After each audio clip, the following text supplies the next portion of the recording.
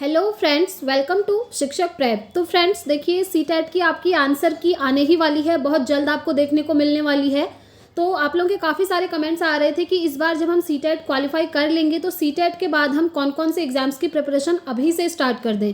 तो देखिए 2024 में खासकर आपके पास कौन सी वैकेंसीज़ हैं वो मैं आपको बताने वाली हूँ। बहुत अच्छी अपॉर्चुनिटी है। 4 ऐसी नई भर्ती हैं जो आपके सामने है। 2-3 के तो नोटिफिकेशन भी आ चुके हैं, आपके फॉर्म फिलअप स्टार्ट हो चुके हैं। और उसके लिए एलिजिबिलिटी क्या रहेगी, बीएड डीएलएड सभी को मौका मिल रहा है उसमें। तो सारी चीज़ें हम डिटेल में जानेंगे फ्रेंड्स, बने रहिएगा वीडियो में एंड तक। तो देखिए यहाँ पर हम सीटेट पेपर 1 पेपर 2 दोनों के लिए बात करेंगे, ठीक है। 2024 में आपके पास कौन कौन सी वैकेंसीज हैं सीटेट पास करने के बाद। तो देखिए सबसे पहले मैं आपको बता दूं फ्रेंड्स, सीटेट आपका बेस है, वो आपको क्वालिफाई करना ही होगा, उसके बाद ही आप इन वैकेंसीज के लिए अपीयर हो सकते हैं। तो देखिए सबसे पहला जो आपके सामने है DSSB, जी हाँ, इसका नोटिफिकेशन भी आपका रिलीज़ हो चुका है और आपके फॉर्म फिलअप स्टार्ट हैं 8 फरवरी से लेकर के 8 मार्च तक, यानी कि पूरा 1 मंथ आपको टाइम मिला हुआ है, ठीक है।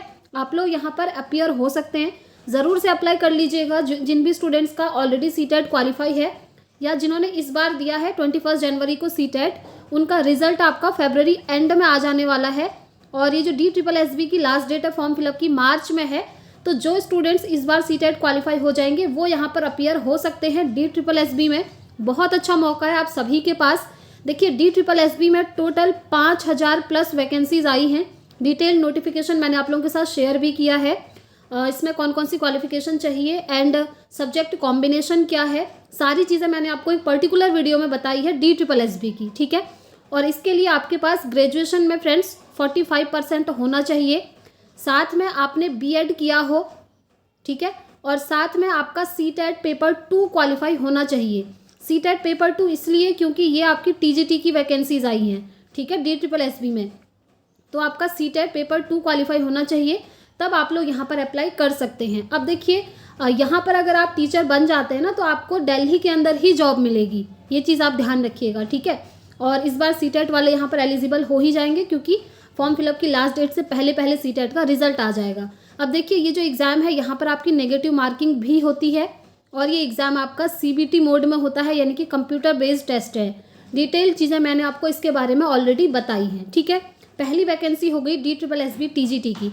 देखिए TGT से पहले PGT की आ चुकी थी और अब TGT के बाद DSSB PRT की वैकेंसीज भी बहुत जल्द आने वाली हैं, क्योंकि DSSB में हमेशा ही ऐसा होता है 1 by 1 वैकेंसीज आती हैं, एक साथ नहीं आती हैं।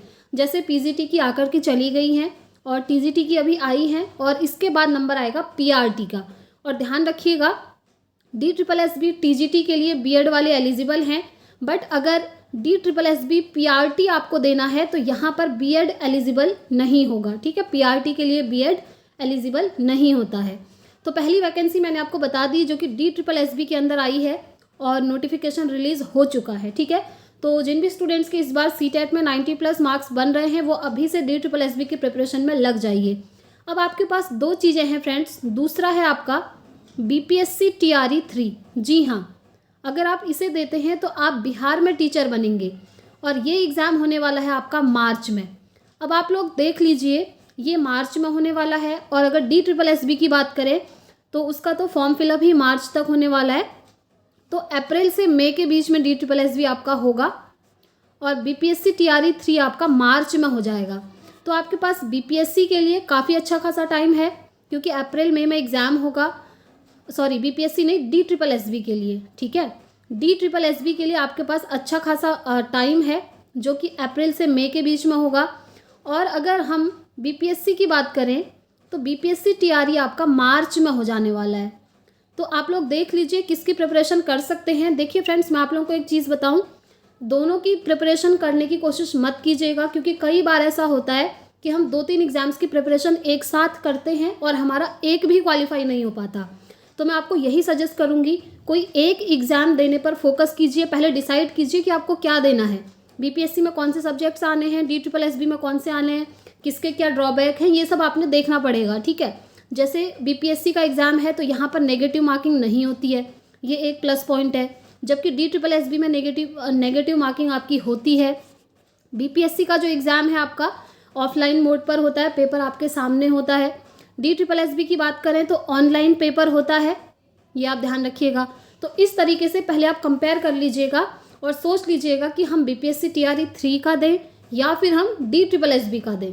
DSSB के लिए टाइम आपके पास अच्छा खासा है, BPSC के लिए टाइम कम है। इस तरीके से यहाँ पर BPSC में नेगेटिव चीज़ आ गई आप लोगों के लिए, तो आप लोग देख लीजिएगा किस चीज़ की प्रिपरेशन आप कर सकते हैं। अब देखिए BPSC TRE में भी इस बार CTET वाले एलिजिबल होंगे, क्योंकि BPSC TRE का जो फॉर्म फिलअप है ना वो 15 फ़रवरी के बाद ही होने वाला है और टाइम तो रहेगा ही, मार्च तक जाएगा और मार्च से पहले पहले CTET का रिजल्ट आ जाएगा। तो इस बार जिन्होंने CTET दिया है वो BPSC TRE 3 में अपीयर हो सकते हैं। तो ये 2 अच्छे खासे मौके हैं आपके पास, ध्यान रखिएगा। और BPSC TRE में 1 to 5, 6 to 8, 9, 10, 11, 12 इन सभी में वैकेंसीज आनी है और कितनी आनी है, 1 लाख। ये चीज़ जो है डिसाइड हो चुकी है, मैंने आपको दिखाया भी था ऑफिशियल। तो 1 लाख समथिंग जो है BPSC TRE 3 में वैकेंसी आ रही हैं। 15 फ़रवरी के बाद फॉर्म फिलअप होंगे और मार्च में आपका एग्ज़ाम हो जाएगा, ठीक है। तो आप देख लीजिए, अगर आपने DLED किया है, CTET पेपर 1 क्वालिफाई है तो आप 1 to 5 के लिए अप्लाई कीजिए। अगर आपका CTET पेपर 2 क्वालिफाई है और आपने BEd किया है तो आप 6 to 8 के लिए अप्लाई कीजिए, ठीक है। ऐसे ही 9, 10, 11, 12 के लिए अप्लाई करने के लिए आपको बिहार का STET क्वालिफाई करना होता है। STET नहीं भी है तो CTET के बेसिस पर 1 to 5 और 6 to 8 में आप अप्लाई कर सकते हैं। ऑल ओवर इंडिया के कैंडिडेट्स यहाँ पर एलिजिबल हैं, DSSB के लिए भी और BPSC TRE के लिए भी, ठीक है। तो ये 2 एग्ज़ाम आपके हो गए। अब देखिए एक चीज़ और है, BPSC TRE 3 तो आपका मार्च में है और BPSC TRE 4 भी आपका आने वाला है, ठीक है। BPSC TRE 4 के लिए भी अनाउंस कर दिया गया है, ये आपका अगस्त में आने वाला है। तो अगर आप चाहें तो इसकी प्रिपरेशन भी आप स्टार्ट कर सकते हैं, ठीक है। जैसे TRE 3 होता है ना, वैसे ही TRE 4 भी आपका होगा। ओके, ये हमने बात कर ली BPSC TRE की और DSSB की। अब हम बात कर लेते हैं एक बार सुपर टेट की। आप लोगों के काफ़ी सारे क्वेश्चन आ रहे थे कि सुपर टेट हमारा कब आएगा। तो देखिए फ्रेंड्स, सुपर टेट का दूर दूर तक अभी कुछ भी पता नहीं चल रहा है, ना ही सुपर टेट का ना ही UP टेट का, क्योंकि अभी इनका कुछ फिक्स है ही नहीं। शिक्षा आयोग सीधा सीधा ये कहता है कि हमें टीचर की ज़रूरत नहीं है, हमारे यहाँ पर इनफ है पूरा स्टाफ। तो देखिए यहाँ इनसे रिलेटेड अभी कोई नोटिफिकेशन नहीं है, कुछ भी आएगा तो आपको इस चैनल के माध्यम से बता दिया जाएगा। इसलिए चैनल से जुड़े ज़रूर रहें ताकि जो भी इन्फॉर्मेशन आएगी टीचिंग से रिलेटेड आपके पास सबसे पहले वो पहुँच सके, ठीक है।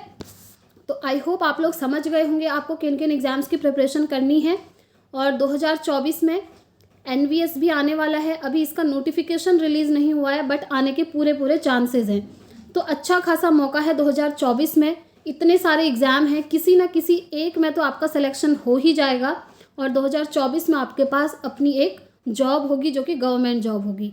देखिए, चाहे आप DSSB की प्रिपरेशन करना चाहें, चाहे BPSC TRE 3 की प्रिपरेशन करना चाहें, आपने जो बुक्स फॉलो करनी है वो NCERT ही हैं और जो BPSC है वहाँ पर SCERT से भी आपको पढ़ना पड़ेगा।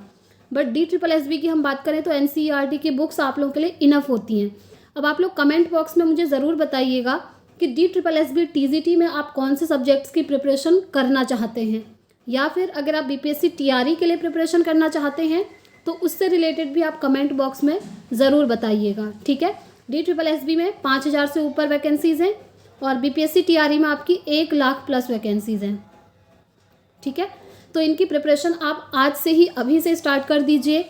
जिनका भी CTET ऑलरेडी क्वालिफाई है या जिनका इस बार क्वालिफाई होने वाला है, उन सभी के लिए बहुत अच्छी अपॉर्चुनिटी है 2024 में। तो फ्रेंड्स, आई होप आप लोग सारी चीज़ें समझ गए होंगे। कोई भी क्वेरी होगी तो आप कमेंट बॉक्स में मुझसे पूछ लीजिएगा, मैं पूरी कोशिश करूँगी आप सभी को रिस्पॉन्स करने की। एंड यस, जो CTET की आंसर की है वो आपकी कुछ ही दिनों में आने वाली है और फरवरी एंड में रिज़ल्ट भी आपका आ जाना है, ठीक है। और आप लोग ये भी पूछ रहे थे कि क्या CTET में हमारे मार्क्स बढ़ेंगे या नहीं बढ़ेंगे। तो देखिए, जब आपकी ऑफिशियल आंसर की आएगी उस टाइम पर आप अपने मार्क्स मैच कीजिएगा और अगर आपको लगेगा कि कोई क्वेश्चन ऐसा है जो आपने सही करा है बट CBSE ने उसको सही नहीं माना है तो आप उस क्वेश्चन के लिए ऑब्जेक्शन कर सकते हैं। बट आपके पास ऑथेंटिक रिसोर्स होना चाहिए NCERT बुक्स का। अगर आप उसके बाद ऑब्जेक्शन करेंगे तो आपके मार्क्स बढ़ेंगे, ठीक है। चाहे आप एक क्वेश्चन के लिए ऑब्जेक्शन करना चाहें, चाहे 2 क्वेश्चन के लिए, आपकी मर्जी है। तो आज की वीडियो में इतना ही रखते हैं फ्रेंड्स। नेक्स्ट वीडियो में मिलेंगे नेक्स्ट इन्फॉर्मेशन के साथ। यही सारी अभी आपको तैयारी करनी है क्योंकि आपके सामने यही सारे एग्जाम्स हैं और जो भी एग्ज़ाम्स आते रहेंगे आपको यहाँ से बता दिया जाएगा। मिलते हैं फ्रेंड्स नेक्स्ट वीडियो में नेक्स्ट अपडेट के साथ। Thanks for watching.